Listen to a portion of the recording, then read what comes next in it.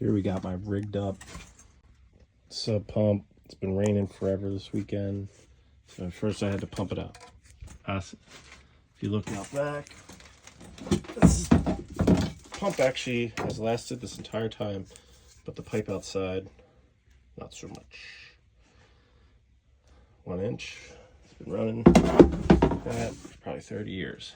So I'm changing it to 1.25 inches because I'm tying into the same line further down. It's in great shape, and when it finally busts, then I will tie it into my storm drain.